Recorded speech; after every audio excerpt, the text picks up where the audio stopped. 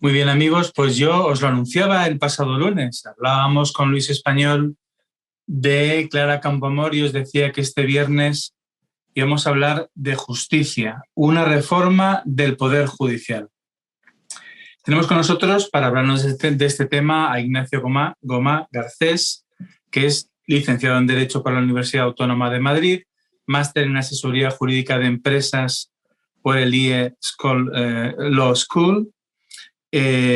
También hizo un máster de intercambio en la Universidad de California y es autor de un ensayo titulado ¿Qué es realmente Bitcoin? Es decir, que sabe de dos temas que están los dos de plena actualidad. Bitcoin, pero hoy vamos a hablar, sin embargo, de la justicia o, por ser más precisos, del Poder Judicial. ¿Es posible lograr que el Poder Judicial sea independiente del gobierno? Bueno, pues a esta pregunta nos tiene que dar respuesta Ignacio Gomá. O sea que, Ignacio, cuando quieras. Perfecto. Bueno, pues buenas tardes a todos. Muchas gracias, en primer lugar, al Instituto Juan de Mariana por la invitación. Para mí es un verdadero placer y un honor estar aquí y tener la oportunidad de hablar sobre un tema que, como estábamos mencionando ahora, nunca pierde actualidad, aunque no todos sean buenas noticias, y que siempre es de una gran relevancia. Es un tema crucial e imperecedero, ¿no? Y muchas gracias también a José Carlos por la amable presentación. Voy a tratar de responder a la pregunta que ha formulado José Carlos de la manera más ordenada posible y tratando de exponer al principio, pues, en un primer lugar, cuál es el origen de la justicia, por qué nace, cómo nace, cuál es el concepto de justicia que se ha tratado a lo largo de los tiempos, porque ha ido evolucionando. ¿Cuál es nuestro sistema judicial? ¿De qué manera ha mejorado, ha empeorado en algunas cosas, mejorado en otras? ¿Y cómo se puede mejorar, en definitiva, para lograr que logre una independencia de verdad, orgánica, efectiva, y que con eso se contribuya a mejorar la imagen que el Poder Judicial puede tener a los ojos de los ciudadanos? Como se ha dicho, yo soy abogado de profesión, aunque en los últimos años estoy trabajando todavía en el Congreso de los Diputados como asesor jurídico. En este tiempo, además, yo he tenido la oportunidad de trabajar en muchos de los proyectos que se han tramitado en relación con la justicia, puesto que coordino el área a nivel técnico, ¿no? Y por lo tanto, gracias a ello y a que soy miembro de la Fundación de Derecho, he estado continuamente en estos años relacionado con el mundo de la justicia y tratando los temas de actualidad, que han sido muchos, constantes y, como decía al principio, no siempre buenos, ¿no? Y por último, quería decir que se trata de un tema que siempre me ha interesado mucho, que me parece muy bonito, lleno de detalles y siempre presto a poder profundizarse en él. Y por ello he escrito algunos artículos en la Fundación de Derecho y he representado una obra de teatro que se estrenó en los Teatros Luchana el pasado 17 de septiembre de 2020 y que, para quien le interese, está en YouTube disponible. Bueno, como saben, y como decíamos, la justicia es una cuestión capital en todo Estado. Desde el advenimiento de las primeras sociedades, la forma de impartir administración justicia siempre ha sido debatida y ha sido objeto de constante discusión entre los seres humanos y entre las distintas sociedades, ¿no? Creo que a lo largo del tiempo el concepto ha ido perfilándose más y ha logrado una cierta sofisticación, sin perjuicio de que es un tema inacabado. Aquello que decía Fukuyama de que habíamos llegado al fin de la historia con la caída del muro de Berlín, no sé si es acertado o no para algunas cuestiones políticas, pero desde luego en el tema de la justicia no es así. Es un tema que siempre va a tener actualidad, siempre va a ser objeto de discusión por razones que expondré después y que, por tanto, siempre va a tener temas pendientes con las sociedades, ¿no? Y muchas veces de gran envergadura. Creo, de todas formas, que el siglo XXI, que ya está bastante empezado, empieza a darnos una imagen bastante nítida de los derroteros por los que van a ir los debates relativos a la justicia y que probablemente tenga mucho que ver con el descrédito que ha ido sufriendo en los últimos años debido a muy diversos factores, probablemente propiciados por las diversas crisis que se han producido en el mundo quizás desde 2008, aunque seguramente, aunque no lo supiéramos, ya se habían anticipado antes. Estamos hablando de crisis de tipo económico, de tipo social y, desde luego, aunque fuera después, de tipo político, en un contexto en el que la identidad social y de todo tipo se ha exacerbado y ha conducido de una forma u otra por el descontento que ha habido en los últimos años a un ascenso considerable de los populismos que pone un poco en jaque el concepto de justicia o al menos la credibilidad a los ojos de los ciudadanos, y creo que por esa razón es el momento perfecto para reivindicar su importancia, su significado y quizás la posibilidad de reformarlo para adecuarlo a los tiempos y conseguir mejorar su funcionamiento, porque es de esa forma en la que se mejora la imagen a los ojos de la ciudadanía y, por tanto, su credibilidad y fortaleza como institución. Así que, además, como en España en estos últimos años ha habido mucha crítica concretamente a la justicia por diversas razones que después también comentaré, creo que es oportuno este debate. Como decía José Carlos, siempre tiene actualidad y por tanto, como decía, intentaré exponerlo con todo el orden y los antecedentes posibles. Bueno, empecemos por el origen de la justicia. Siempre digo que diseñar un sistema judicial edificante es una cosa muy complicada porque al revés que quizás con otras cuestiones más técnicas, todo el mundo tiene un sentimiento innato de justicia, todo el mundo tiene una idea propia, quizás no de todos los asuntos, pero sobre muchos asuntos, sobre cómo debe ser una cosa o no, qué es justo o injusto, y todo ello muchas veces fruto de su experiencia particular y, por tanto, con muchos sesgos y cuestiones particulares, ¿no? Se dice mucho que todo español lleva al mejor entrenador de fútbol y al mejor presidente dentro, ¿no? Si cualquiera, en efecto, se atreve a pontificar sobre cualquier cosa, si se atreve a decir qué medidas se tienen que tomar en cada momento en una crisis sanitaria o cómo debe organizarse un partido de fútbol a lo largo de los 90 minutos de partido, se imaginan con qué ligereza o incluso con qué vehemencia se lanzan a opinar sobre asuntos que les atañen a ellos, que son los que están implicados y que básicamente se resumen a si una cosa puede ser considerada justa o no. Sin embargo, quiero reivindicar en este sentido que aunque eso es normal, natural y además es positivo, creo que no debe perderse de vista que las cuestiones relativas a lo que es justo o no son muy complicadas, y aunque estamos acostumbrados a dar nuestra opinión sobre todo, tenemos que tener en cuenta que hay cosas que, aunque a veces las opinamos con un exceso quizás no justificado de confianza, son complejas y no tienen solución. Lo prueba el hecho de que a lo largo de toda la historia se ha debatido este tema y todavía no sabemos muy bien con certeza definir qué es la justicia o qué es un acto justo o injusto, ¿no? Por ejemplo, Platón en la República explica que el origen de la justicia se encuentra en la necesidad de evitar padecer injusticias, ¿no? Es muy común que a lo largo de todos los diálogos que tienen lugar en el libro, Sócrates se vea en el aprieto de intentar convencer a sus interlocutores de que la justicia es más conveniente que la injusticia.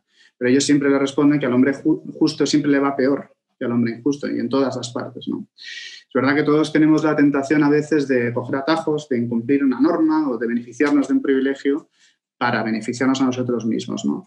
Pero lo que ocurre, como bien dice Platón, es que es mayor el mal que recibe el que padece la injusticia que el bien que recibe el que la comete, ¿no?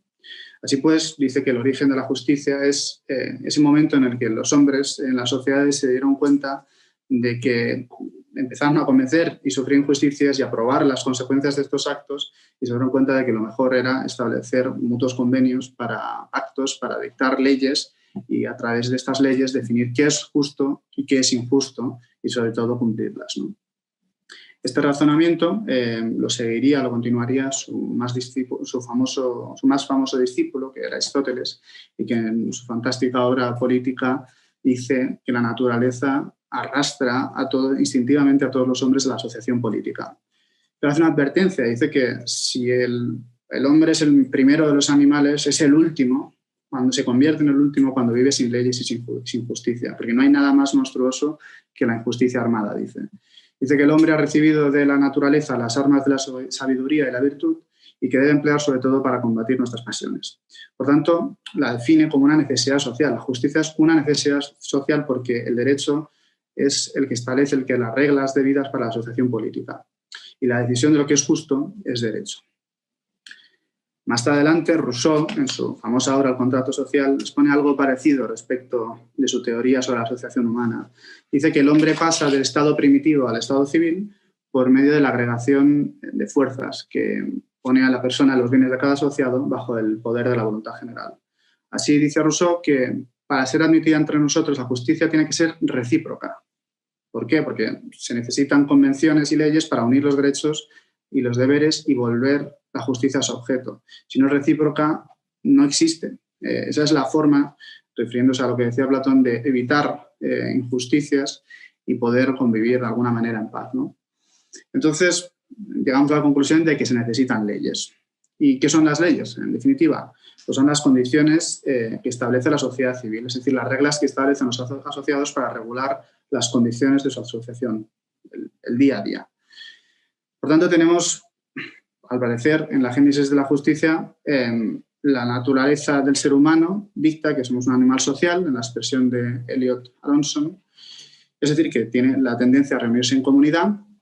Y como nos hemos dado cuenta de que, aunque a veces pueda resultar rentable ser injusto o cometer injusticias, lo cierto es que padecerlas es algo insoportable y, por tanto, hemos decidido que se han de dictar unas leyes para vivir pacíficamente.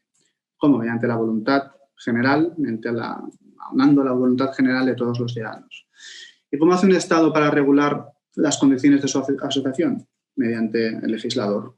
Así es como se consigue, de alguna manera, se consigue conjugar e instrumentalizar la voluntad de todos los ciudadanos. Como decía Montesquieu, en el espíritu de las leyes, los poderes se han de dividir en tres y esa es la forma, como dicen los americanos, de garantizar un equilibrio de fuerzas para que ningún poder abuse de los otros, ¿no? Los llamados checks and balances.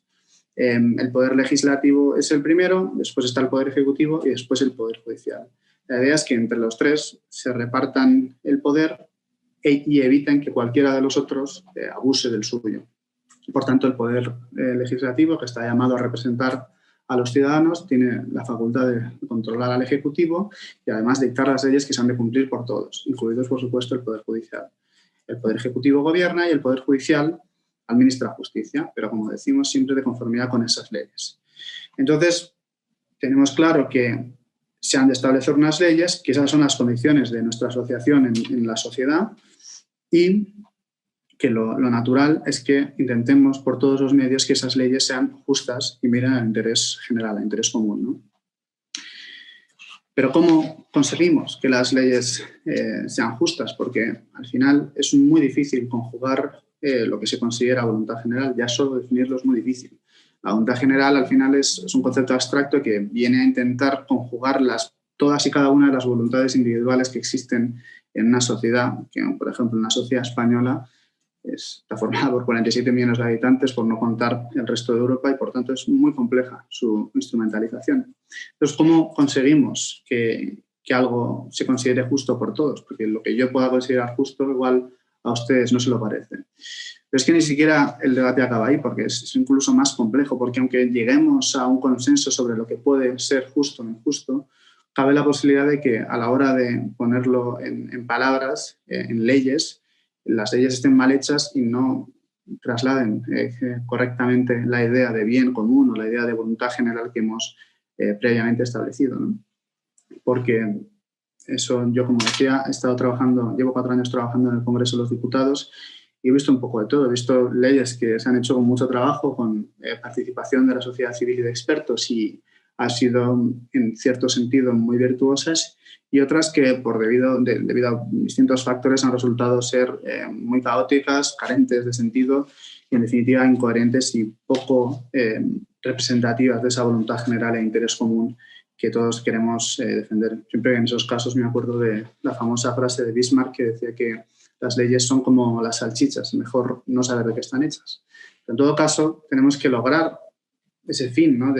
Para convivir en paz, lograr no solo que las leyes sean justas sino que sean percibidas como tal, sino cuando uno percibe que las leyes están hechas para un grupo particular, es cuando se producen crisis y se produce un descontento que no conduce a nada bueno, ¿no? Entonces, ¿qué es? Repito, la justicia. ¿Qué se puede considerar una ley justa, un acto justo? Sobre esto la filosofía ha hablado y mucho a lo largo de los siglos y por eso decía antes que es una cuestión sin duda compleja, ¿no? Ulpiano, un jurista romano, creo que lo definió con mucho acierto y con mucha precisión. Dijo que la justicia era la constante y perpetua voluntad de dar a cada uno lo suyo. Era una de las tres máximas, las llamadas tres máximas de Ulpiano, que decían que había que vivir honestamente, no dañar a nadie y dar a cada uno lo suyo, ¿no? Este concepto es parecido al de sus antecesores griegos, como por ejemplo el propio Platón, que definía la justicia como una de las 4 virtudes clásicas, que consistía en que cada uno hiciese lo suyo, lo que le correspondiese lo propio en su ciudad, ¿no? La máxima de la justicia representaba las otras 3 virtudes clásicas, estaba por encima de ellas y demanaban de ellas, ¿no? De ella, la prudencia, el valor y la templanza. También es bien conocido el aforismo de Aristóteles, según el cual la virtud es el punto medio entre 2 vicios, ¿no? Por tanto, respecto a la justicia, consideraba él que la conducta justa es el término medio entre hacer el mal y sufrir el mal. Sin embargo, a esto responde Kelsen, uno de los filósofos y juristas más importantes del siglo XX, que la injusticia que se hace y se sufre no son 2 vicios o males, sino que es una sola injusticia. Por tanto, dice Aristóteles está equivocado. La justicia es simplemente lo contrario de la injusticia. Un poco más tarde, Kant introduciría el llamado imperativo categórico, que es el resultado esencial de su filosofía moral y su solución al problema de la justicia. En pocas palabras, se puede resumir de la siguiente manera. Condúcete, obra de acuerdo con aquella máxima que tú desearías que se convirtiese en ley general. Por tanto, si yo quiero que una cosa se convierta en ley general, basta con que me comporte conforme a esa ley para que esté cometiendo un acto injusto, no injusto. Sin embargo, Kelsen también critica a Kant diciendo que el imperativo categórico no resuelve la pregunta fundamental de la justicia, es qué normas debemos desear que sean obligatorias para todos, no las que podemos querer, sino las que deberíamos querer porque son realmente beneficiosas para todos. También en las famosas teorías de la justicia, en las más relevantes, se ha hablado mucho de las teorías utilitaristas, nacidas de Jeremy Bentham, según el cual debe hacerse todo aquello que maximice la felicidad del mayor número de personas. El muy conocido John Stuart Mill se adheriría después a esa corriente en muchos de sus ensayos, ¿no? En un libro muy notable, en mi opinión, Michael Sandel, en el libro llamado Justicia, hacemos lo que debemos, dice que la debilidad fundamental de esta teoría es que se produce una falta de respeto a los derechos individuales. Pues el utilitarista dice, para el utilitarista los individuos son importantes, pero solo en el sentido de que las preferencias de cada uno deben contar junto con las de los demás. Esto significa que si aplicamos la lógica utilitaria de manera coherente, se pueden llegar a refrendar maneras de tratar a las personas que violan las normas fundamentales de decencia y de respeto, en definitiva los derechos fundamentales. Por ejemplo, Stuart Mill, en un ensayo llamado El utilitarismo, precisamente, defiende que para salvar una vida no solo puede ser permisible, sino que constituye un deber robar o tomar por la fuerza alimentos o medicamentos necesarios o incluso secuestrar y obligar a intervenir a un médico cualificado con el objeto de salvar la vida, ¿no? Aquí se pueden plantear muchas cuestiones que podrían poner en tela de juicio esa afirmación, ¿no? ¿Qué ocurre si al secuestrar al médico se le impide salvar la vida de su propio hijo enfermo? ¿Es eso justo? Seguramente no, ¿no? Y como dice Sandel, en todos los casos, independientemente de lo que ocurra, es inmoral violar los derechos, por ejemplo, de un niño inocente, aunque fuese por el objetivo de conseguir la felicidad de una multitud. En definitiva, lo que siempre se dice que es que el fin no justifica los medios, ¿no? Un poco más tarde, John Rawls, en su famosa teoría de la justicia, critica precisamente a Stuart Mill y se inclina por relacionar el concepto de justicia con el de equidad. Y viene a decir que, para lo cual se sirve, por cierto, del llamado velo de la ignorancia, plantea la idea de la posición original. Es decir, a la hora de diseñar la ciudad perfecta, un poco al estilo platónico, viene a decir que no se debe permitir a las partes conocer cuáles serán sus futuras posiciones sociales, cuáles serán las doctrinas de esas personas a las que representan, ni la raza, ni el sexo, ni la inteligencia, ni nada. Y es en estas circunstancias, desprovistos de todos los privilegios que pueden tener cada una de las personas, cuando es válido establecer un pacto que mire por lo justo y que mire por lo equitativo, entre personas libres, iguales, adecuadamente informadas y que no tengan posiciones ventajosas las unas sobre las otras, ¿no? Aquí, en mi opinión, Rawls introduce un elemento muy importante, porque, en efecto, no es suficiente, como decíamos antes, con que las leyes estén bien hechas, si es que logramos que estén bien hechas y que además representan la voluntad general. Porque hay otros elementos distorsionadores en la impartición de la justicia, ¿no? Algunos de ellos existen dentro de nosotros mismos, en cada uno de nosotros, y eso es importante tenerlo en cuenta. Por ejemplo, refiriéndose a los gobernantes como sujetos capaces de impartir justicia en la ciudad, Platón se preguntaba, ¿son infalibles los gobernantes de cada ciudad o están sujetos también a error? Es una cuestión importante porque el primer punto de partida de la justicia es quién la administra, ¿no? Y al ser un humano el que la administra debemos aceptar la falibilidad del sistema. Nunca vamos a encontrar un modelo perfecto para justicia y esto es importante entenderlo, porque siempre va a ser impartida por nosotros, seres imperfectos y muchas veces aquejados de numerosos elementos distorsionadores de la realidad, como pueden ser sesgos, prejuicios, traumas o conflictos de interés. Por ello, Rawls se refería a esa posición original y al llamado velo de la ignorancia en un intento de sortear esos efectos distorsionadores que produce la naturaleza humana en el ejercicio de la importante función de impartir justicia, ¿no? Podríamos extendernos mucho más en las distintas teorías de la justicia porque, como vemos, el concepto de justicia es uno de esos debates inacabados que derrochan además complejidad, ¿no? A lo largo de los siglos, desde Sócrates hasta hoy, se ha discutido esa cuestión y además nunca se ha llegado a una solución aceptada por todos, ¿no? Sí que creo, como decía antes, que se ha llegado a perfilar cada vez más el concepto y a lograr una cierta sofisticación y algunas cuestiones han sido más o menos universalmente aceptadas, ¿no? Pero, sin embargo, como digo, no hay un consenso claro sobre todas las cuestiones relacionadas con la justicia, ¿no? He querido explicar sucintamente las teorías generales sobre la justicia, en gran parte para ilustrar precisamente lo enormemente complejo que es llegar a un acuerdo, a un consenso sobre qué es justo y, por tanto, cómo debe ser un sistema judicial. Pero bueno, en todo caso, el objeto de esta conferencia no es divagar más por estas teorías, sino explicar nuestro sistema judicial y, sobre todo, exponer o justificar en su caso la conveniencia o no de de implantar una reforma en la justicia al efecto de mejorarla, en particular respecto de su independencia, ¿no? Por ello creía que era necesario resumir el origen y el concepto de justicia y, como haré a continuación, el significado fundamental de nuestro sistema judicial, su forma de funcionar y, en su caso, la forma que cabría para mejorarlo, ¿no? Bueno, pues como decía, en estos miles de años de civilización, uno de los mejores sistemas que hemos encontrado para impartir justicia ha sido el nuestro, que consiste básicamente en lo siguiente. Sabemos, en primer lugar, que como la justicia no puede ser impartida por un ser divino superior, nos vemos obligados a confiar en nuestros propios conciudadanos, ¿no? Serán estos, al final, los que decidirán qué es justo o injusto y actuarán en consecuencia, ¿no? Pero claro, sabiendo que esto es peligroso, establecemos unos límites. ¿Y cuáles son esos límites? ¿Qué hacemos para que el sistema judicial sea lo más creíble y profesional posible? Bueno, pues primero lo que hacemos es que, como saben ustedes, los ciudadanos que quieran ser jueces tienen que someterse a un proceso, un sistema de acceso, las llamadas oposiciones, muy complejas, donde se asegura o se intenta asegurar que quienes lo superan obtienen un nivel de conocimiento suficiente y además tratan ese sistema de mejorar, de seleccionar siempre a los mejores, ¿no? Ya hace tiempo que decidimos que, al revés que los griegos, en lo que a la elección de los jueces se refiere, es mejor no hacer un sorteo general entre todos los ciudadanos, sino asegurarnos la profesionalización de la labor de la justicia. Y en este sentido, asegurarnos de que toda persona que acceda a la carrera judicial, por lo menos, sea una persona preparada y además con los conocimientos adecuados para juiciar. Ese es el primer elemento. Hay un segundo elemento, por supuesto, que es que, como al constituyente no le valía con seleccionar a los mejores, les obligó además a otra cosa, que es a someterse únicamente al imperio de la ley. Esto lo dice el artículo 117 de nuestra Constitución. Efectivamente, no se trata solamente de seleccionar a personas capacitadas y con buen criterio para que, conforme a su criterio, decidan sobre lo que es justo e injusto. Esto no nos vale porque creemos que puede tener peligros, ¿no?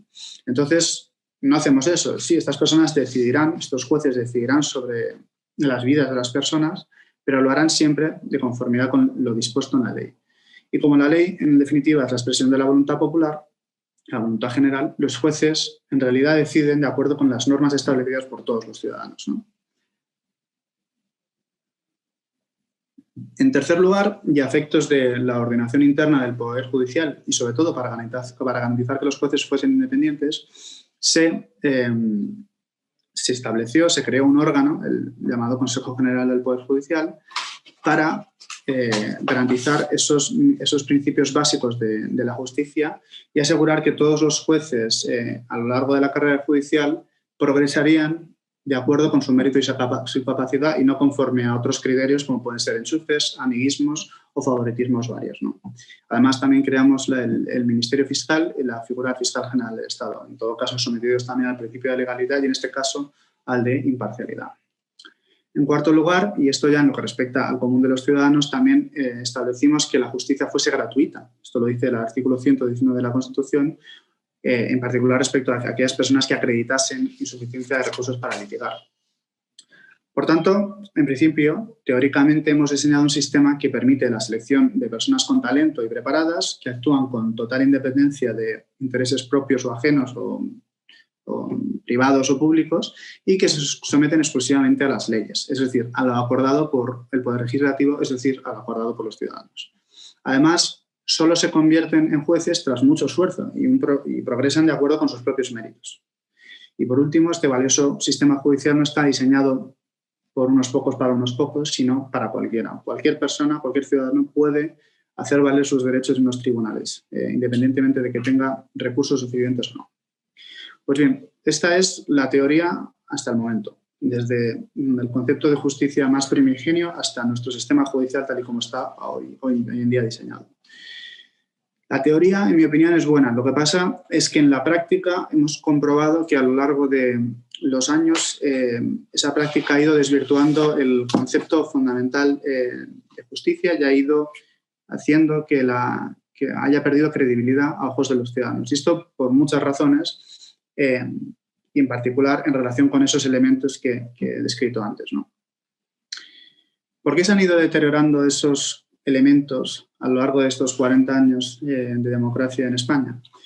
Pues, en mi opinión, en primer lugar, el desgaste de la justicia, tanto a ojos de los ciudadanos como de la opinión pública o incluso de los propios jueces y miembros de la carrera de la justicia, ha sido consecuencia de una paulatina merma de la independencia judicial. O quizás sea mejor decir una paulatina sensación o apariencia de falta de independencia o de imparcialidad por parte de los jueces. Yo no creo que de los 5.500 jueces que hay en España no sean independientes. Yo creo que lo son, estoy convencido de ello, además creo que lo demuestran a menudo. El problema es que, en primer lugar, las formas de acceder y de progresar en la carrera judicial, a veces a ojos de los ciudadanos por lo menos, no se rigen conforme a los criterios que deberían ser, los de mérito y capacidad, y eso en particular por un diseño, en mi opinión, defectuoso a nivel legislativo del Consejo General del Poder Judicial. Para garantizar la independencia del Poder Judicial, como he dicho antes, la Constitución estableció en su artículo 122 la creación de un órgano para el autogobierno de los jueces, que es el llamado Consejo General del Poder Judicial, y que estaría formado de una manera mixta. ¿Cómo? Por 12 jueces, por 20 miembros, 20 vocales, que a su vez elegirían al presidente del Consejo, dentro de los cuales 12 serían jueces y serían elegidos por los propios jueces, y luego 8 serían representantes de otros juristas y abogados de reconocido prestigio, que serían elegidos por los políticos, 4 por el Congreso y 4 por el Senado. De esa manera se establece un sistema mixto en el que participa tanto el pueblo a través de sus representantes en el Congreso y en el Senado y los propios jueces, con mayoría. En mi opinión, esto demuestra que la voluntad del constituyente en la letra de la Constitución era clara. El Poder Judicial y, por tanto, su órgano de gobierno tenían que ser independientes y no había duda a este respecto. De hecho, es fácil comprobar que esto era así porque no es casualidad que la primera ley reguladora de la justicia en el año 1980 estableciese un sistema de elección de los 12 vocales procedentes de la carrera judicial por los propios jueces. Hacía un sistema electoral en que eran los propios jueces los que designaban esos 12 vocales, ¿no? Sin embargo, como es conocido por muchos, en el año 1985 todo cambió y además desde entonces no ha vuelto a cambiar significativamente. ¿Por qué cambió? Porque en el año 85 se aprobó la Ley Orgánica del Poder Judicial por parte del gobierno de Felipe González, ¿no? La razón por la que se cambió, al parecer, era que, según el gobierno de Felipe González, estaban tratando de una vez creado el primer gobierno estable de la democracia, estaba intentando llevar a cabo algunas de sus medidas legislativas, quizás de carácter de corte más progresista, y consideraban que las razones por las que no estaban siendo aprobadas era porque gran parte de la carrera judicial era reaccionaria o conservadora. Esto no sé si es cierto o no, pero este era el argumento justificado en ese momento, ¿no? Y entonces decidieron que, como la carrera judicial era demasiado reaccionaria, era mejor para implementar esas reformas y para realmente llevar a cabo una transformación social del país para mejor, lo positivo era que todos los vocales del Consejo General del Poder Judicial fuesen elegidos por los políticos. ¿Y cómo hicieron para diseñar este sistema cuando la Constitución decía otra cosa y no se ha reformado la Constitución en este sentido? Llegaron a una idea muy ocurrente, que es el hecho de que en la Constitución hay una expresión vaga o digna, o sea, que se presta a interpretación. Se dice que los 12 vocales del Consejo General del Poder Judicial que proceden de la carrera tienen que ser elegidos entre jueces y magistrados de todas las categorías judiciales. Pero, como observaron bastante astutamente los ministros del Partido Socialista, no se dice que tengan que ser elegidos por los jueces, solo que tienen que ser elegidos entre jueces. De manera que con esa idea muy ocurrente decidieron que, serían elegidos entre jueces y de todas las categorías, pero también por los políticos. De forma que aprobaron una ley orgánica en el 85 donde decidieron que todos los vocales del Consejo General del Poder Judicial serían elegidos por una mayoría de 3/5 por el Congreso del Senado. Ahí se proclamó la famosa frase que se atribuye a Alfonso Guerra, pero no se sabe realmente si es cierta, que es la de Montesquieu ha muerto, ¿no? Eso de la separación de poderes ha muerto. ¿Por qué se dice eso? Porque en realidad, si un gobierno alcanzaba una mayoría, es verdad que holgada, pero aunque fuera una mayoría absoluta, con el acuerdo con uno o dos partidos, podría lograr influir sustancialmente el Ejecutivo en el Legislativo y a través del Legislativo en el Poder Judicial. De forma que la confusión entre los tres poderes del Estado ya era notable. Y por eso se decía lo de Montesquieu ha muerto, porque la separación de poderes, el principio de separación de poderes, que es sustancial en la construcción de una democracia, se podía haber mermado, ¿no? Pues resulta que desde entonces esto no ha cambiado. El propio Tribunal Constitucional, en el año 1986, publicó una famosa sentencia en la que avisaba, se pronunciaba negativamente sobre eso y advertía de los riesgos que tenía, ¿no? Concretamente decía en una parte de su sentencia, que es a menudo citada por lo claras que son las palabras en torno a este sistema, decía que se corre el riesgo de frustrar la finalidad señalada en la norma constitucional si las cámaras, Congreso y el Senado, a la hora de efectuar sus propuestas de vocales del Consejo General, olvidan el objetivo perseguido y actúan con criterios admisibles en otros terrenos, en el terreno político, pero no en este, que es el judicial, ¿no? Dice que la lógica de estado de partidos empuja hacia actuaciones de este género, pero esa misma lógica obliga a mantener al margen la lucha de partidos ciertos ámbitos de poder, y entre ellos señaladamente el Poder Judicial. Y advertía de que la existencia y aún la probabilidad de este riesgo, es decir, de que se actuase conforme a criterios políticos para la elección de magistrados, hacía posible, aunque no necesaria, pero sí posible y seguramente recomendable, una actuación que propiciase una reforma de esta ley, ¿no?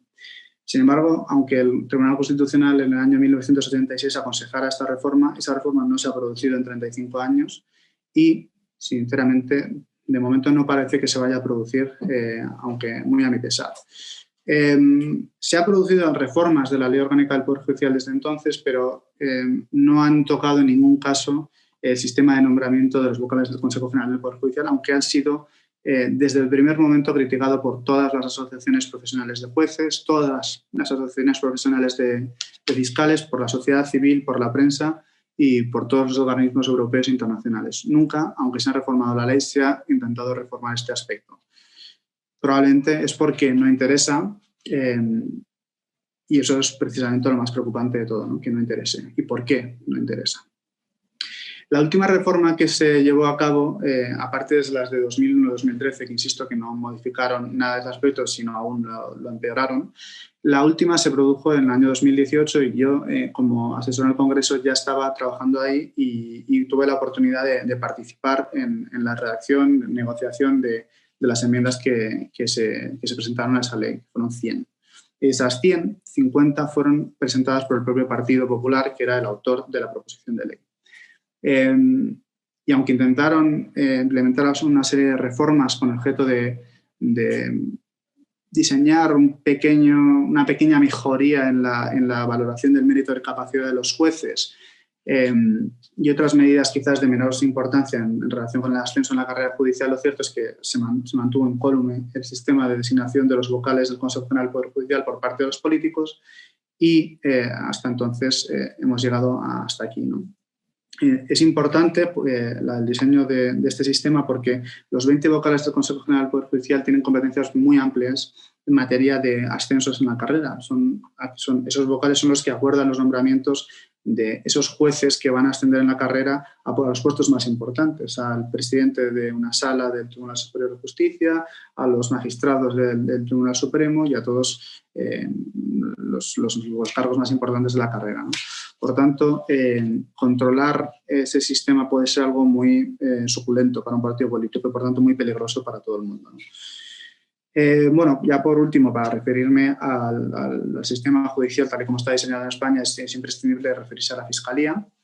El Ministerio Fiscal es un órgano dependiente de la Administración de Justicia, de enorme importancia porque tiene la misión de promover la acción de la justicia, de velar por la independencia de los tribunales y procurar ante estos la satisfacción del interés general, según dice el artículo 1 de su estatuto orgánico, y porque debe ser imparcial en su actuación.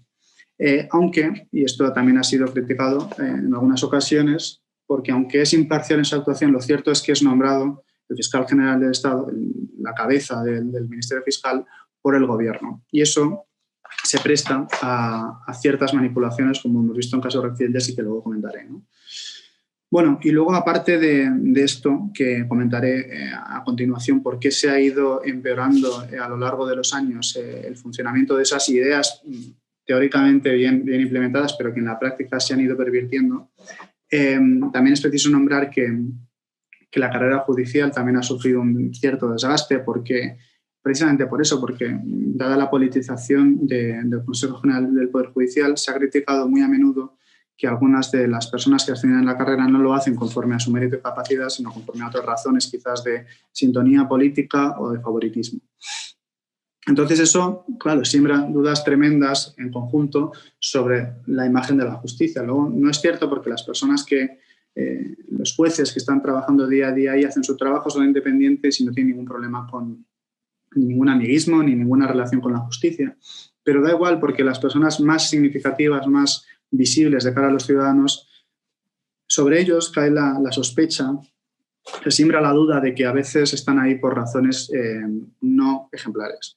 Y eso pone una duda al final, aunque no sea injusto, pero ocurre de esta manera, sobre el conjunto de la justicia. Y eso es muy, muy peligroso para una democracia y particularmente una democracia en un contexto de ascenso de populismos y de crisis política en general, ¿no?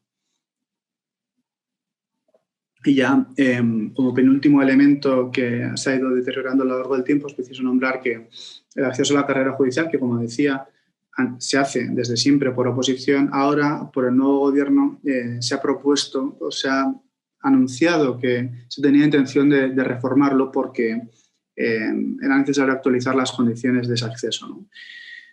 No digo que, en mi opinión, no sea posible o quizás aconsejable reformar en cierto sentido el sistema de acceso, pero lo que tengo clarísimo es que cualquier cambio en este sentido tiene que levantar todas las sospechas porque es un sistema que al final ha funcionado muy bien y si se quiere diseñar un sistema de acceso se tiene que asegurar en todo caso que el sistema que sustituya al actual no permita en ningún caso una cierta falta de objetividad en ese acceso por parte de las personas, es decir, discreción y mucho menos en la discreción por parte del poder político. Eso sería excesivamente peligroso y dañaría enormemente el sistema judicial en su conjunto, ¿no? Bueno, y por último también ha sido muy criticada la ley de tasas judiciales del año 2012 porque restringió el quinto de los elementos que hemos comentado antes y que es fundamental para la justicia, que es el acceso por parte de los ciudadanos a la misma, no el acceso a la carrera judicial, sino el acceso a la justicia, la posibilidad de mandar y ver satisfechos tus intereses en los tribunales, ¿no? Supuestamente con el objeto de acabar con la enorme litigiosidad que había, se intentó poner unas tasas que al final producían dificultades en algunas personas para defender esos derechos ante los tribunales, ¿no?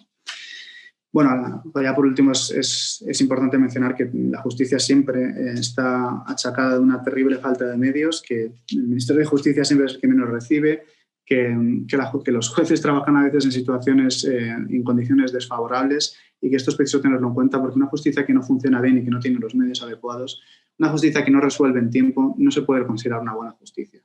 Y hemos de entender que aparte de dotarla de independencia y de un buen sistema de acceso y de un sistema de desarrollo de carrera judicial conforme a mérito y capacidad, es fundamental que haya dinero, porque si no, cumplir las funciones tal como las esperan los ciudadanos es sencillamente imposible. Entonces, si hemos dicho que las claves teóricas de nuestro sistema judicial eran su independencia del poder político, su sumisión a las leyes justas, por tanto, a las aprobadas por el Poder Legislativo, un sistema de acceso exigente y objetivo, una carrera basada en el mérito y la capacidad y la posibilidad de que cualquier ciudadano pudiese acudir a los tribunales a defender sus derechos, lo cierto es que en la práctica se ha demostrado que esos 5 elementos están deficientemente implementados. Esto, insisto, no significa que en España no exista democracia, no exista separación de poderes, ni mucho menos. Pero sí significa que si queremos dar un salto más de calidad en ese Estado de Derecho y esa democracia, y sobre todo en ese sistema judicial, que es un pilar sustancial de todo Estado de Derecho, es preciso, en mi opinión, implementar una serie de mejoras, de reformas para mejorar su funcionamiento y sobre todo su independencia, ¿no? ¿Cómo puedo justificar la conveniencia aún más de una reforma del Poder Judicial? En primer lugar, exponiendo, como creo que he hecho hasta ahora, los defectos teóricos que plantea nuestro sistema, el diseño teórico a la hora de ponerlo en la práctica, ¿no? Y la segunda, quizás más importante o más visible o más convincente, es observando la propia práctica, ¿no? ¿Qué ha sucedido en los últimos 40 años? Pues, en mi opinión, muchas de las cosas que han ocurrido han sido poco ejemplares. No todas, algunas han sido, de hecho, muy ejemplares, pero ha habido suficientes escándalos para que la justicia haya mermado su credibilidad a ojos de los ciudadanos. Quizás no del todo justamente, pero da igual, porque el hecho es que ha ocurrido y eso contribuye a crear un descontento que al final, si no se canaliza bien, no trae más que consecuencias negativas, ¿no? Por ejemplo, yo mismo, que llevo trabajando, como he dicho, en el Congreso de los Diputados 4 años, he sido testigo de algunos escándalos de una magnitud bastante notable que voy a mencionar ahora. Voy a mencionar solo los 7 más relevantes para que tomen ustedes en consideración que si en 4 años solamente han pasado todas estas cosas, y solo estoy nombrando las que me permite el tiempo mencionar, imagínense en 40 años, imagínense, por tanto, cuán justificada está la falta de credibilidad total por parte de los ciudadanos en la justicia y cuán justificada está también la conveniencia de adoptar una reforma en este sentido, ¿no? La primera cosa que me gustaría nombrar es que, como he dicho antes, se tuvo oportunidad, y yo estuve ahí, se presentaron enmiendas en este sentido, para reformar el sistema de nombramiento de los vocales del Consejo General del Poder Judicial, lo cual hubiera contribuido de manera significativa a fortalecer la independencia del Poder Judicial. Se pudo porque se tramitó una reforma de la Ley Orgánica del Poder Judicial en 2018, pero no se quiso hacer. Hubo enormes discrepancias y discusiones en torno a esto, pero finalmente no se hizo. O sea que tuvimos una oportunidad muy buena que se perdió. En segundo lugar, a finales de 2018, precisamente con ocasión de la tramitación de esta ley, PP y PSOE llegaron a un acuerdo en el que se repartían los 20 vocales del Consejo General del Poder Judicial como si de cromos se tratase. Como siempre, y además con una ligereza que a mí me resulta asombrosa, PP, PSOE, en este caso también Podemos y algunos partidos nacionalistas, y por supuesto la prensa se pusieron a tildar, a hablar de los distintos vocales que eran propuestos para acceder para los distintos jueces que eran propuestos como para acceder a la vocalía del Consejo General del Poder Judicial, y se los ponían a etiquetar como progresistas, conservador. Esto a mí, en mi opinión, me parecía absolutamente inaceptable y poco edificante.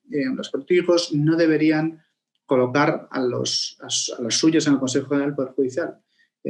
Lo han hecho tantas veces y de manera tan frívola que ya nos parece normal que cuando se esté negociando qué personas van a acceder a ese órgano tan importante constitucionalmente diseñado, ya lo hemos hecho tantas veces que no nos preocupa que se esté hablando directamente y de manera abierta de la ideología y, por tanto, de a quién va a responder ese vocal que se está proponiendo. Eso es una gravedad absoluta. Porque por el sencillo hecho de que siembran una duda muy razonable sobre la independencia y la imparcialidad de esa persona que va a impartir justicia y que va a acordar qué personas van a ser muy importantes en la carrera judicial en los siguientes años, ¿no? A mí me impresionó todavía más, en tercer lugar, como tercer escándalo que yo he vivido en el Congreso, que no contentos con eso, PP y PSOE no solo presumieron de nombrar a los 20 vocales que iban a sustituir en el Consejo General del Poder Judicial entonces existente, sino que también presumían de elegir al presidente del Consejo General del Poder Judicial, que por tanto también es el presidente del Tribunal Supremo. En prensa se leía en esos días: PSOE y PP acuerdan que el conservador Marchena presida un poder judicial de mayoría progresista. Es un titular que en sí mismo brilla por una absoluta... un absoluto derroche de tropelía en todos los sentidos, ¿no? Yo sinceramente no daba crédito. Estaban alardeando los dos partidos mayoritarios de elegir al presidente del Consejo cuando, según la Constitución, a este presidente lo nombra el rey a propuesta de los 20 vocales. En ningún momento se dice que el Congreso del Senado, y mucho menos los políticos y los líderes políticos, hayan de decidir en esto para nada. Y esto es muy importante porque el mensaje que se estaba transmitiendo era tan nítido que era vergonzoso. Se estaba decidiendo que PP y PSOE estaban reconociendo ante todos los ciudadanos que habían dado instrucciones a los jueces que cada uno iba a proponer como vocales al Consejo General del Poder Judicial para que, llegado el momento, esos jueces, y una vez nombrados, votasen a favor del nombramiento del juez Marchena como presidente del Consejo. Es decir, se daba por supuesto que esos jueces no iban a acatar su propio criterio, sino el que lo habían establecido como condición para ser nombrados y, por tanto, no iban a cumplir ese principio de independencia que exige la Constitución. Era, en definitiva, en mi opinión, una forma insultante de dejar la imagen de la independencia judicial por los suelos. Presumir de que los partidos mayoritarios se reparten el órgano de gobierno me parece mal. Es tremendo, pero ya presumir de que se ha pactado quién será su presidente es algo tan torpe y tan diametralmente opuesto a la Constitución que yo simplemente no entendía cómo no podían ocultarlo. Pero al contrario, digo, hacían alarde de ello, ¿no? Esto también nos sugiere una cuestión, ¿no? Que es si este sistema está bien diseñado cuando estos vocales saben de estas noticias y aún así eligen seguir adelante con su nombramiento. Es decir, un vocal del Consejo que sabe que todo el mundo sabe que ellos van a acatar lo que han hecho los partidos políticos una vez nombrados a este puesto, es triste. En todo caso, más triste es el hecho de que este acuerdo, ya nefasto en todos los sentidos, no llegó a buen puerto precisamente porque se filtraron unos WhatsApps del senador Ignacio Cosidó, del Partido Popular, en el que literalmente presumía, digo con palabras textuales, de haber logrado una jugada maestra para controlar las salas del Tribunal Supremo por la puerta de atrás. Marchena, obviamente, ante estas noticias, y me parece muy bien, terminó renunciando a la posibilidad de presidir el Consejo General del Poder Judicial. El pacto cayó y yo creo que Marchena hizo muy bien porque pocos meses después presidiría de una manera magistral el Tribunal Supremo en el caso del Procés, que además limpiaría con creces este bochorno del que había sido objeto por culpa de los partidos políticos, ¿no? En cuarto lugar, se nombró hace apenas un poquito más de un año como nueva fiscal general del Estado Dolores Delgado, cuando todavía ejercía de ministra de Justicia y todavía era diputada del Partido Socialista. El nombramiento, en mi opinión, es espeluznante desde un punto de vista constitucional y una anomalía democrática que, en definitiva, sienta un precedente terrible en un historial de nombramientos que no brilla precisamente por su ejemplaridad, ¿no? Es verdad que a muchos fiscales generales del Estado se les ha reconocido una afinidad política, pero esto era un paso adelante. Y es probable que, una vez hecho esto, lo siguiente que pueden hacer nos sorprenda todavía menos, ¿no? Es, en definitiva, bajar el umbral de la democracia del Estado de Derecho de manera asombrosa, ¿no? En quinto lugar, ahora, después de 2 años de que ocurriera lo que he nombrado antes del Consejo General del Poder Judicial, el pacto, por el fracaso de ese pacto, todavía está ese Consejo General del Poder Judicial en funciones porque no se llega a ningún acuerdo a este respecto, ¿no? En sexto lugar, como todo esto no haya sido suficiente, el Partido Socialista y Unidas Podemos a través de sus grupos en el Congreso, lo cual es en realidad falsear la iniciativa legislativa, porque esto lo habían hecho sin duda el gobierno, con el interés propio del gobierno, y lo hicieron a través de sus grupos parlamentarios para evitar la presentación de informes, la solicitud de diversos dictámenes a órganos como el Consejo de Estado. En definitiva, estos dos partidos del gobierno presentaron una proposición de ley para llevar todo esto a la independencia judicial en un paso mucho más allá, muchísimo más grave y muchísimo más condenable en todos los sentidos desde un punto de vista democrático. En definitiva, si decíamos que antes la Constitución establecía que a los vocales del Consejo General del Poder Judicial nos nombraban 12 los propios jueces y 8 los políticos, después del año 85, con Felipe González y Alfonso Guerra, se decidió que los 20 vocales fueran elegidos por los políticos. Eso sí, por lo menos se estableció una mayoría de 3/5, para que por lo menos 2 partidos grandes tuvieran que ponerse de acuerdo y no los nombrara solo un partido.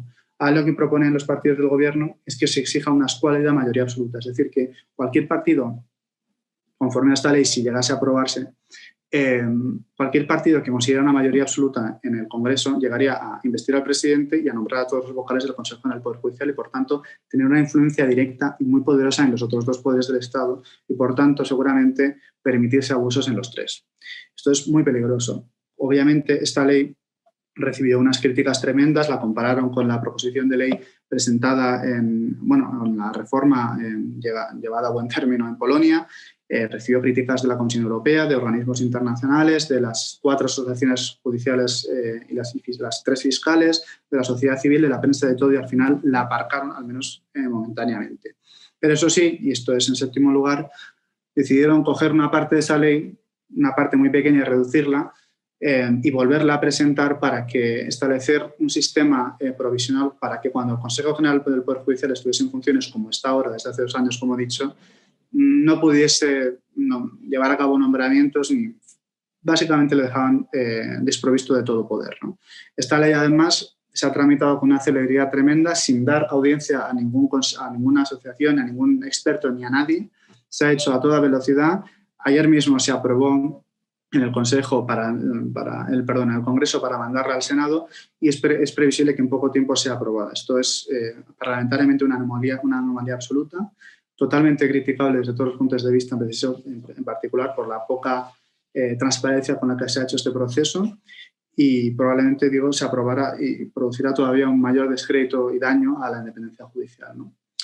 Bueno, como decía, estos 7 escándalos previamente referidos son solo los más llamativos que he vivido, y solo 4 años desde los 40 que este sistema sigue operando en España, ¿no? Y todos ellos, en mi opinión, han contribuido al descrédito generalizado de la justicia. Yo no es que lo diga yo, lo dicen todos los estudios internacionales, como los indicadores de justicia de la Comisión Europea y otros muchos organismos internacionales, en los que se demuestra que la percepción de la independencia judicial por parte de los ciudadanos españoles es muy baja en comparación con otras, cuando en realidad la independencia del Poder Judicial en España es mucho más alta que su percepción, ¿no? Y bueno, en último lugar, ahora responderé a lo que yo considero que es, por todo lo que he explicado, una reforma loable que se podría llevar a cabo en el Poder Judicial, ¿no? Creo que hasta ahora he explicado cuál es el concepto de justicia, cuál es su origen, cuál es nuestro sistema judicial y cuáles son sus principales defectos. Y por todo ello, porque es conveniente o aconsejable abordar una reforma del Poder Judicial. Creo que lo he justificado con las cosas que he explicado, que no son ni siquiera todas, ¿no? Pues bien, desde la Fundación de Derecho, en la que colaboro, como he dicho antes, hemos venido defendiendo de manera reiterada la necesidad de reformar la Ley Orgánica del Poder Judicial, que podría abordarse de muchas maneras, pero que con unos pequeños cambios legislativos podría producirse, en mi opinión, un cambio sustancial en la percepción de la independencia judicial y en su mejoría en todos los sentidos, ¿no? No es que se trate de un capricho de la Fundación, sino que es una cosa una propuesta que se ha aconsejado desde muchísimos puntos de vista desde hace muchísimos años, aunque no se ha atendido jamás esa demanda, ¿no? Es importante entender que una auténtica democracia no funciona sin una separación de poderes clara, sin la sensación de que los poderes son independientes y funcionan conforme a criterios establecidos en la ley, y si en definitiva no tenemos un Estado de Derecho fuerte, ¿no? La independencia judicial es fundamental y su percepción por la ciudadanía es sustancial también para la buena marcha de la democracia, ¿no? Y mucho más, como decía al principio, en un contexto como el que vivimos en los últimos años, en los que se ha producido un notable ascenso de los populismos, de movimientos de descrédito y, en definitiva, de crisis política que todavía no sabemos muy bien cómo se va a resolver, pero que en todo caso precisa de unas instituciones fuertes en vez de unas instituciones que cada vez se debiliten más a ojos de los ciudadanos, ¿no? Como decía, en los últimos años se han intentado diversas reformas. Se aprobó la creación de una subcomisión de justicia en el año 2017 que intentó lograr un pacto de justicia entre todos los partidos del gobierno, pero que finalmente no llegó a ningún buen puerto precisamente porque hubo discusiones importantes en torno a la necesidad de reformar el sistema de nombramiento de los vocales del Consejo General del Poder Judicial, ¿no? Finalmente, todos esos desacuerdos finalmente acabaron en nada, y entonces en el Grupo Parlamentario de Ciudadanos, que es en el que yo he estado colaborando estos años como asesor jurídico, decidimos elaborar una ley, que es una ley que, en mi opinión, y sé que al haber participado en su elaboración puedo pecar de parcial, creo que era una buena ley, era una ley que no se hizo a espaldas de nadie, al contrario, se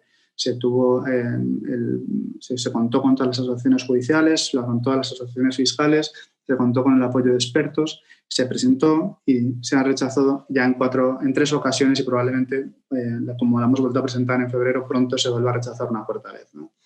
En definitiva, en mi opinión, lo que hacía era proponer la corrección de esos elementos distorsionadores que se han producido en la práctica de la justicia, para conseguir que la justicia, a ojos de los ciudadanos y en particular, conforme a su independencia, su carrera judicial, la valoración del mérito y capacidad y, en definitiva, su vinculación al poder político, quedarán desacreditadas, de manera que se fortaleciese el Poder Judicial como institución y se mejorase su funcionamiento de manera sustancial, ¿no? En resumen, lo que proponíamos era unas pocas cosas, que son las siguientes. En la reforma del sistema de nombramiento de los vocales del Consejo General del Poder Judicial. ¿Para qué? Para que se volviese a lo que se decía en la Constitución y los 12 vocales del Consejo General del Poder Judicial estuviesen nombrados por los propios jueces y los otros 8 por el Congreso y el Senado, respectivamente 4 cada uno, ¿no? Entre abogados y juristas de reconocido prestigio. Esos 12 vocales serán elegidos conforme a un sistema electoral que diseñamos para que la carrera judicial estuviese representada en su totalidad, no que se diese el poder a unas asociaciones mayoritarias de jueces concretas, sino que se permitiese, mediante la limitación del voto a cada candidato y la posibilidad de presentarse, independientemente de las asociaciones, candidatos independientes, para que de esa manera se pudiese representar toda la carrera y no quedase lo que antes estaba en manos de los políticos, ahora en manos de unas pocas asociaciones, ¿no? Después establecíamos una manera de evaluar, de objetivar los criterios de mérito y capacidad conforme a distintos criterios, para que los otros 8 vocales del Consejo General del Poder Judicial fuesen nombrados conforme a la especialización, la antigüedad y los méritos logrados en la carrera, ¿no? También se establecía la autonomía presupuestaria del Consejo General para asegurar que tuviese dinero para cumplir su función. También se detallaban con bastante, creo que, criterio los elementos que podían permitir a un magistrado acceder a ser magistrado del Tribunal Supremo. Se limitaban las puertas giratorias, impidiendo que un juez pasase a política si no hubiese transcurrido 2 años desde su cargo en política, o al revés. Y, en definitiva, se establecían, en mi opinión, algunos elementos correctores de los defectos fundamentales que ha tenido la justicia en estos años, ¿no? Como digo, esta ley se ha rechazado en muchas ocasiones y yo lo lamento, porque creo que, independientemente de que fuera esa presentada por nuestro grupo o cualquier otro, creo que sería positivo, y creo que por eso recibió apoyo por parte de la sociedad civil, aunque no apoyo por parte de los partidos políticos. Todos sabemos por qué no. Por concluir, lamentablemente, diré que hoy por hoy me cuesta pensar que se lleve a cabo una reforma de la justicia como he expuesto, en el sentido expuesto, y a los efectos finales de mejorar ese funcionamiento, esa independencia y esa credibilidad como institución, ¿no? Lo lamento, pero bueno, nosotros desde la Fundación Hay Derecho, desde todos los sitios en los que pueda yo personalmente, como por ejemplo desde hoy, desde aquí en el Instituto Juan de Mariana, yo intentaré seguir dando combate para que en algún momento esa institución, esa justicia pueda ser la que yo creo que nos merecemos, una institución fuerte, ejemplar, independiente y que sirva de verdad para resolver los problemas de los ciudadanos y coloque a nuestro Estado de Derecho, a nuestra democracia en el nivel que yo creo que nos merecemos, ¿no? Justo ahora voy a hacer una hora, así que muchísimas gracias por su atención. Ha sido un verdadero placer, espero que para ustedes también. Y yo quedo a su disposición para cualquier pregunta o aclaración. Muy bien, Ignacio, pues oye, muchas gracias. La verdad es que ha sido una exposición muy completa. Has empezado con las distintas ideas, ¿no?, con respecto a la justicia, y luego una exposición muy precisa de cómo es nuestro sistema, de los intentos de reforma y finalmente de cómo podría ser una reforma que tuviese sentido, ¿no?, y que parece no triunfar. Y de hecho, bueno, la verdad es que hay infinidad de preguntas, no sé si nos va a dar tiempo a todas, pero tengo que hacerte esta primera porque dice El Independiente, se hace llamar así. ¿Qué podemos hacer para reformar las instituciones cuando los partidos políticos ostentan el monopolio del poder político? Veo imposible que los partidos renuncien voluntariamente a sus privilegios, que por otro lado parece ser lo que ha ocurrido en esta ocasión, ¿no? Entonces, en fin, danos un poco de optimismo ante este análisis. Bueno, me pillas en un momento no tan optimista porque he vivido experiencias que me hacen pensar que, como he dicho al final de mi exposición, es difícil que esta reforma llegue a producirse, a pesar de que yo creo que es evidente que tiene mejoras. Conozco los argumentos en contra. Uno de ellos, para no extender más, dicen que son los que defienden algunos de los partidos del gobierno, es que al final es bueno que los políticos nombren a todos los vocales del Consejo General del Poder Judicial, porque los políticos en el Congreso y el Senado no son otra cosa que indirectamente los ciudadanos en su plenitud. Entonces está bien que los ciudadanos, a través de los políticos, nombren a los Consejos General del Poder Judicial, a los vocales del Consejo General, que luego nombran, como digo, a todos sus altos cargos de la carrera, ¿no? Esos argumentos yo creo que hay que combatirlos, son peligrosos porque suenan bien, suenan democráticos, pero no son democráticos, son populistas, porque con la falsa idea de decir que estás otorgando poder y representación al ciudadano, lo que estás otorgando lo que estás haciendo es conseguir tu influencia personal y particular para tu partido, no otra cosa. Claro, no lo sé, supongo que en algún momento se podrá lograr una reforma como esta, yo espero que sí, y como digo, yo voy a seguir dando la pelea, pero qué decirles, seguramente la única solución es votar al partido adecuado y que ese partido logre representación y que logre hacerlo en el momento oportuno. No lo sé, es muy complicado porque también le puedo decir, por ejemplo, que el Partido Popular prometía esa reforma en el año 2011 y cuando llegó al gobierno no lo hizo. Entonces, no sé muy bien si se puede fiar en una promesa a un partido o no, pero en todo caso, esa es la cuestión fundamental, claro, que nosotros votamos a personas que hacen promesas para reformar la justicia, para representar las demandas de los ciudadanos y luego no las hacen. Ahí el único castigo que puede haber es el político, es decir, no volver a votar a quien te ha fallado en este sentido. Es verdad que ahora cada vez hay más ofertas políticas, pero creo que es compartido el hecho de que cada vez tenemos más sensación de estar menos representados correctamente por los partidos, ¿no? Entonces yo quiero pensar que una forma importante de impulsar estos cambios es de la sociedad civil. Con una sociedad civil que cada vez esté más activa, sea más fuerte, es más difícil que los políticos actúen en detrimento de la sociedad cuando sea en beneficio suyo, ¿no? Entonces quiero pensar que si nos desarrollamos como sociedad civil fuerte, poco a poco podemos impulsar cambios por parte de la ciudadanía hacia lo político y hacia esa reforma a las instituciones que comparto que se han de mejorar. Yo coincido plenamente, si no, no estaría en el Instituto Juan de Mariana y también vosotros desde Derecho pues hacéis una labor muy importante en este sentido.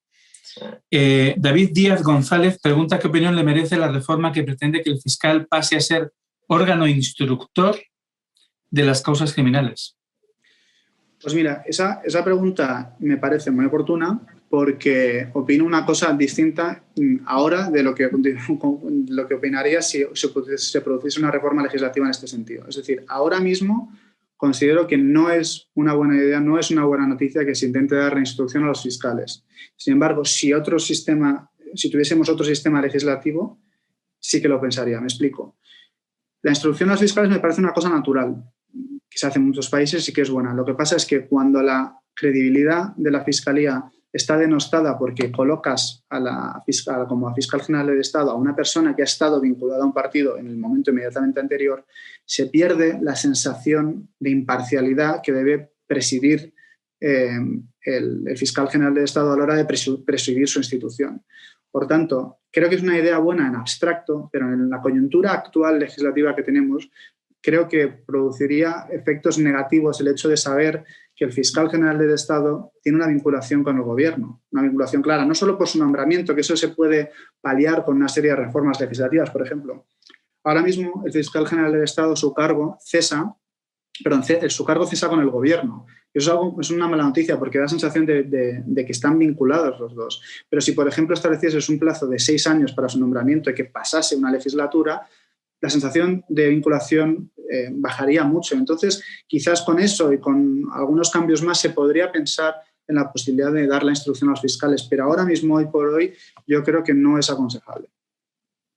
Muy bien. Irunia Ariño tiene una pregunta. ¿Qué debe suceder en España para que finalmente pueda llevarse a cabo la tan aclamada reforma? Bueno, sí, la verdad es que nos has adelantado que la vía sería la elección, las elecciones, ¿no? ¿Pero hay alguna otra forma de impulsar ese cambio o alguna forma de animar a la gente a pensar de esta manera?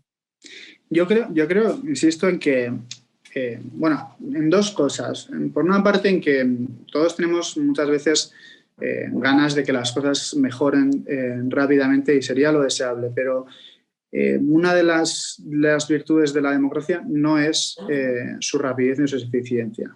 Hay otros sistemas políticos que tienen esa virtud en detrimento de otras muchas, ¿no? Por ejemplo, una dictadura seguramente es mucho más eficiente y rápida a la hora de implementar reformas, pero el problema es que esas reformas nunca tratan de plasmar el interés general, sino el interés particular del gobernante de turno, ¿no? Entonces, la democracia, precisamente porque, como decía al principio en la exposición, implica intentar instrumentalizar la voluntad general, es muy complicada y muy ineficiente. Entonces, genera cambios que tardan mucho en el tiempo. Ahora bien, eso no justifica que en 40 años de críticas a este sistema de la reforma del Poder Judicial no se haya hecho nada. Ha habido tiempo de sobra, ha habido, como he dicho, oportunidades. Yo he vivido una de ellas en las que se ha reformado esa ley y se han presentado enmiendas para reformarla y se han rechazado, pero quiero decir que la democracia, insisto, en una democracia se ha de entender que los cambios no funcionan tan rápido como se desean.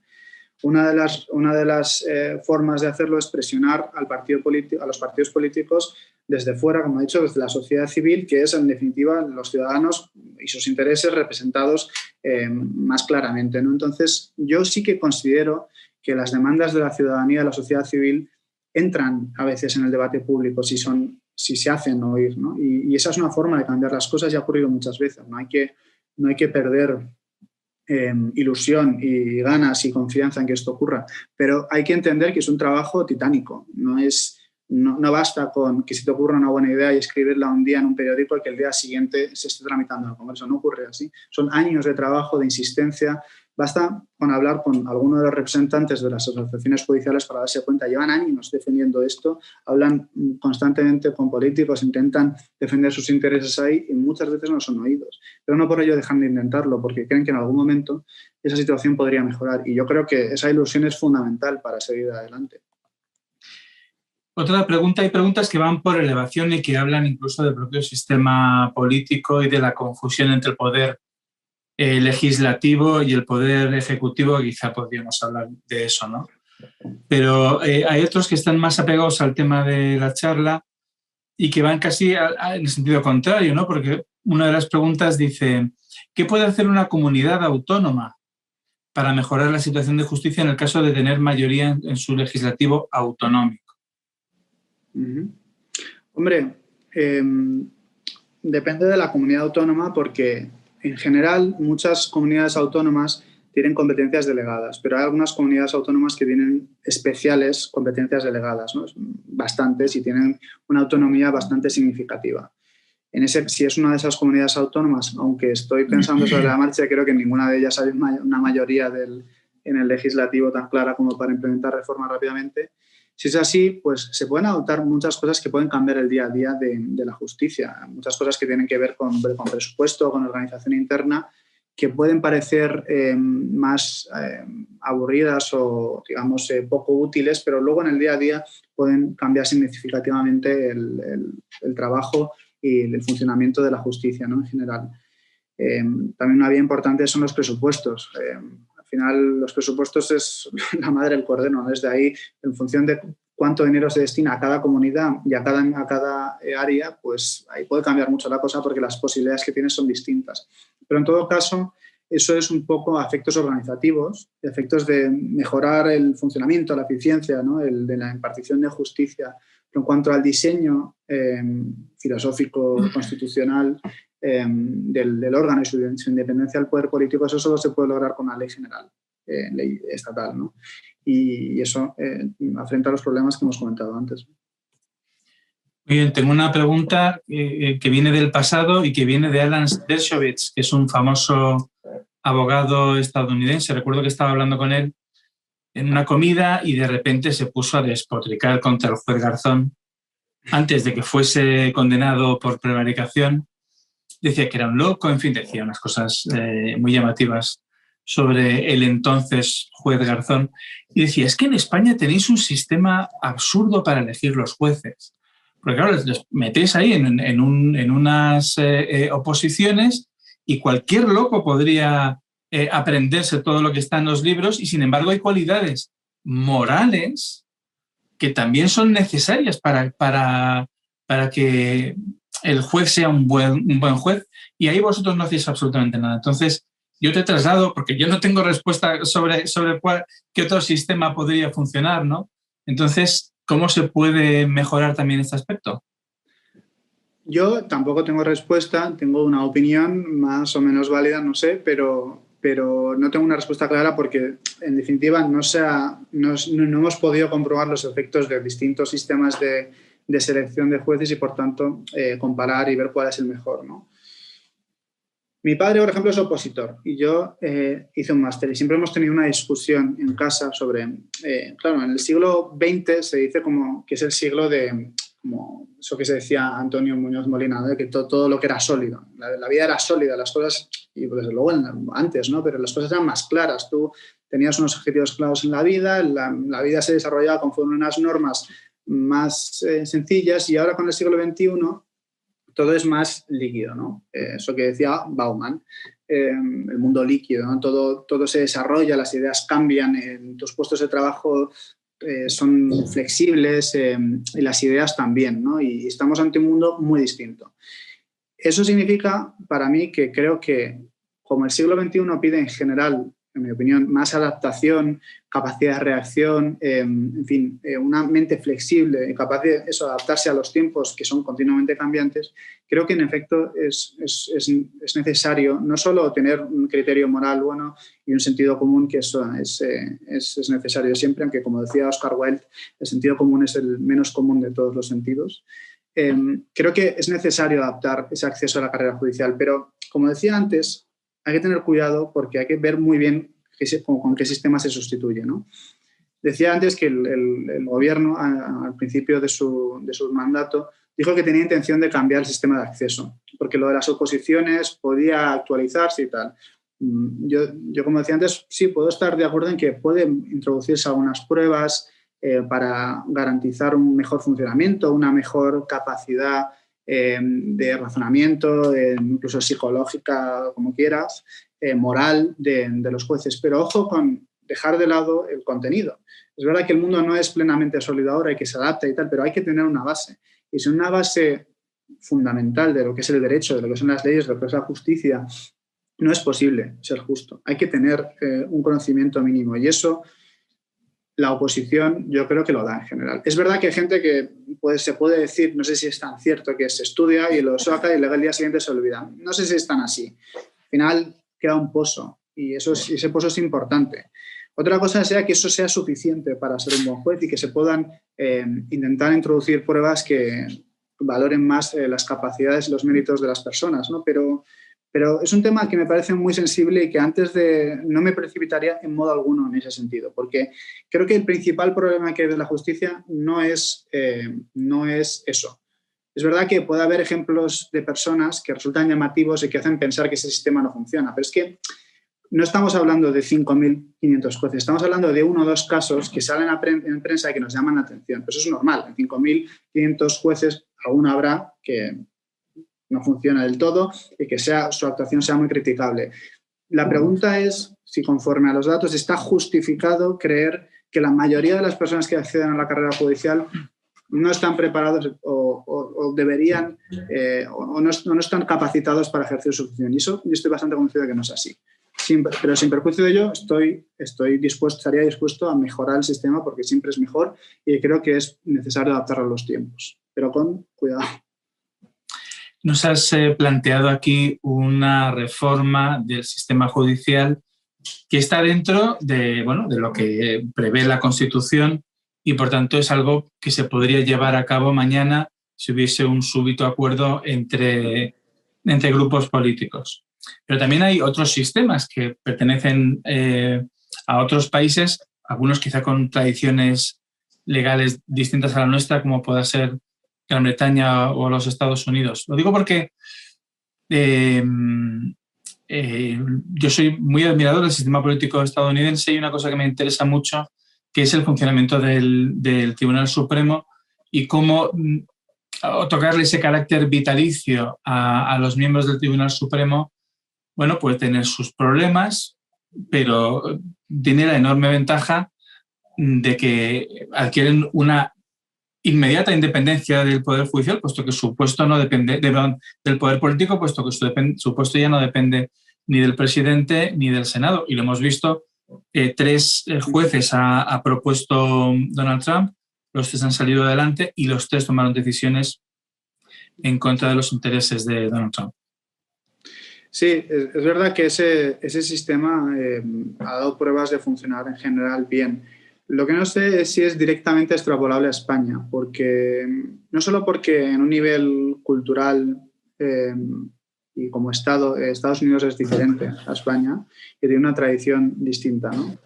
También, por ejemplo, el hecho de que en España haya habido una mayor... el sistema jurídico se haya basado más en la codificación y el sistema continental, un poco por el Código de Napoleón, ¿no? Y nuestro sistema está más basado en leyes que los jueces deben cumplir, y los jueces de Estados Unidos tienen muchísimo más margen de maniobra para actuar, ¿no? Y tienen un sistema federal. No sé yo si es directamente extrapolable, pero sí que comparto el elemento que has dicho, que es que desde que un cargo es vitalicio y tú tienes la certeza de que quien te nombre luego ya no te va a poder remover de ahí, pues eso es importante porque te da la seguridad absoluta de que tu cargo se va a mantener y que, por tanto, no tienes que deber nada a nadie, en principio. Aunque luego, claro, uno puede tener sus lealtades o lo que sea, ¿no? Y esa es la misma razón por la que decía antes que consideraría positivo alargar el mandato del fiscal general del Estado, no para que fuese vitalicio, porque está bien que se cambie, sino para que no coincidiese con el de una legislatura, ¿no? Precisamente para que no exista esa vinculación. Sí, hay un comentarista que propone poner cargas de trabajo mínimas para los jueces. Yo no sé si eso mejoraría el sistema. Yo sí creo que dotarlo de más medios, y esto sí lo has comentado, sí sería más útil. Yo no, en fin, yo entiendo que los jueces sí tienen yo creo que probada voluntad de trabajo y están dispuestos a sacarlo adelante. Y entiendo que tiene más que ver con los medios que con imponerles una carga mínima de trabajo, pero bueno, lo plantean. Bueno, y tal cual te lo planteo a ti. Se oye mucho eso de que hay jueces que no trabajan y tal. Yo creo también que la gente gusta de criticar, que también nos acogemos al caso particular porque es disonante de la norma general y, por tanto, llama más la atención. Pero la idea que tengo yo de un juez es una persona que trabaja muchas horas y que tiene una función muy exigente cuando, además, por cierto, seguramente comparado con otros países ni siquiera tienen un sueldo en consonancia. O sea que yo no diría que el problema es que no tienen cargas mínimas de trabajo. Yo creo que tienen demasiadas, tienen pocos medios. Y otra cosa que sí que en ese sentido sí podría considerar positivo es que igual no hay un reparto equitativo de las cargas de trabajo, porque la forma en la que se distribuyen, aunque no las conozco bien, a veces produce disfunciones y hay jueces que tienen no sé cuántos mil asuntos al año y otros no, ¿no? Entonces, yo estaría muy a favor de eso, de favorecer un reparto equitativo de las cargas de trabajo y dotar de más medios a la justicia, pero en general, porque es que basta ver algunos juzgados para saber que no ya la tecnología, sino es que la forma de organización está desprovista de toda ayuda económica y eso es imposible desarrollar una labor ejemplar con esas condiciones, ¿no? No funciona como una empresa privada, pero es que no tiene ni un cuarto de los medios que tiene una empresa privada para desarrollar funciones parecidas, ¿no? Por tanto, lo primero es un reparto equitativo, es totalmente de acuerdo, pero los medios materiales y humanos faltan. He llegado a proponer algo, la verdad es que sin haberlo perfilado del todo, ¿no? Pero no estaría mal que igual que elegimos a un parlamento o que en el sistema español son los parlamentos quienes se eligen los presidentes, ¿no? Se eligiera quizá cada 6 años una figura de la cual colgase todo el sistema judicial, una especie de justicia mayor, es decir, una elección parecida a la del presidente de la República, pero simplemente con el Poder Judicial. Entonces, de él colgaría tanto el gobierno de los jueces como también el poder, o sea, los fiscales, ¿no? Que dependen en esos momentos orgánicamente del gobierno. Yo no sé si una reforma de este estilo, en el caso de España habría que cambiar la Constitución, pero no sé si una reforma de este estilo podría tener algún sentido o no. No lo sé, sería aventurarme a afirmarlo con rotundidad porque no lo he estudiado, pero sí que da la sensación de que, aparte de una reforma constitucional, implica una reforma sustancial del sistema. Sí. Y no solo probablemente el judicial, ¿no? Es verdad que el presidente del Consejo General del Poder Judicial lo es también del Supremo y por tanto, en cierta medida, la justicia, el Poder Judicial depende en gran medida de su función, ¿no? Aunque claro, luego hay 20 vocales que votan conforme a sus propios criterios y tal, ¿no? Pero que también eso contribuye a que el poder de ese presidente no esté desorbitado, sino que esté limitado, ¿no? De hecho, se acusa muchas veces, sobre todo con Carlos Lesmes, y tras la reforma de 2013, de que el sistema del Consejo General del Poder Judicial es excesivamente presidencialista.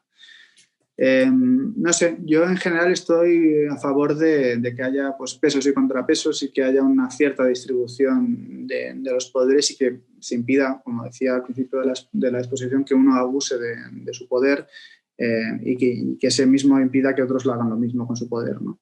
Pero no lo sé, o sea, creo que hay cambios que hacer, no sé si tan radicales, no sé si sería bueno, quizás sería una fantástica idea, pero la verdad es que no lo he estudiado y no tengo una opinión clara. Creo que tal y como funciona, como he dicho antes, con unas pequeñas reformas y ajustes podría mejorarse sustancialmente. No sé si sería el sistema perfecto, pero creo que mejoraría mucho.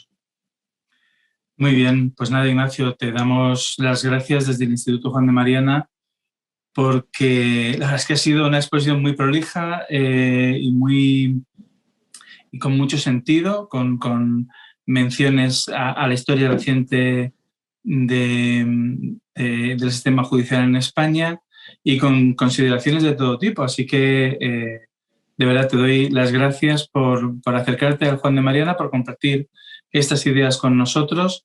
Ha sido muy seguido, ya te lo digo, y además ha despertado una viva polémica. Así que desde aquí te agradecemos que hayas estado hoy con nosotros. Pues muchísimas gracias al revés a vosotros, que para mí es una oportunidad magnífica y la he disfrutado mucho. Y gracias a todo el público que nos ha escuchado, espero que haya resultado entretenido y en cualquier caso estoy a vuestra disposición para cualquier evento futuro. Perfecto, un fuerte abrazo.